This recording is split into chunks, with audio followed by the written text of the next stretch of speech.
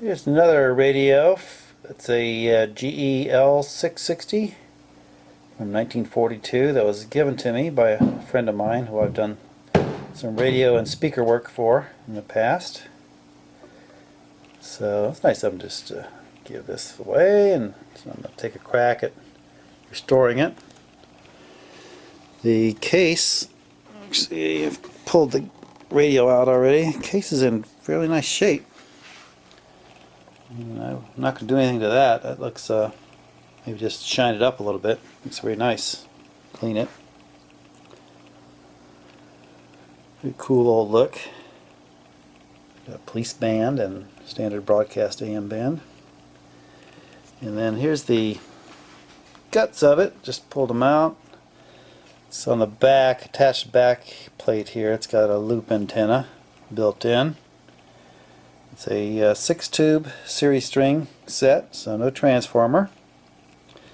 It's got this thing here, and I was wondering, that's the electrolytic capacitor, and I was wondering if that was a replacement because it looked kind of ugly, but I think that's the original. I think that's what it actually looked like when they put it in.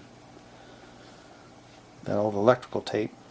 It's kind of hard to believe this is still not crusty after all those years, but it may be the original. I'll try to take a look at that and research it a bit. Very dusty. Underneath, it looks like, let's see if I can set this up. Looks like it hasn't been touched. All the original capacitors seem to be there. So no real trying to figure out what's going on here because it's all kind of here's one detached there. So whatever that is, that wasn't working. So I haven't fired it up.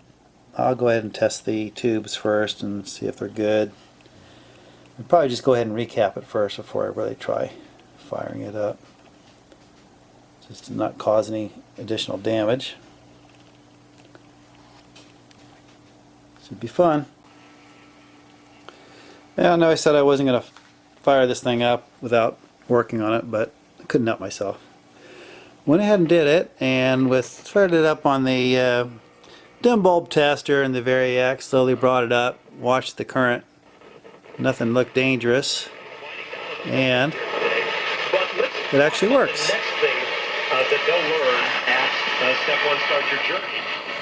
Which really shocks me. This thing has not been touched since 1942, and it's still functioning. Not well, not very good gain. Controls are pretty dirty,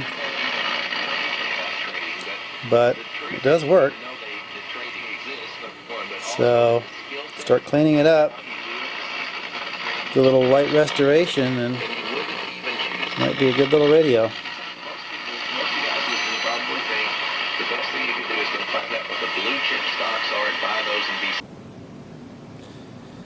Alright, just about wrapped up with the old GE radio. Got all the old wax paper capacitors all replaced with new little orange dips. And I got a couple of electrolytics in here to replace that capacitor on top. And also put a new power cord on because that one, the original one, was pretty crusty. Now originally I was thinking that this little capacitor here was the original one, but I think that's not. I think somebody actually just bolted one in upside down, then ran the wires down the side here to the bottom to connect it up. But I just left it in there. Just plug in the hole. So that'll be its job from here on out. So I plugged the radio in and it does work. It's all cleaned up. So I'll go ahead and put it back in the case, and we'll see what it sounds like. To speak to one of our policy specialists, that's 1-800-510-2800. Well, the 1942 General Electric radio is working fine, installed upstairs, and I hope it'll work for many years to come. Pretty easy repair.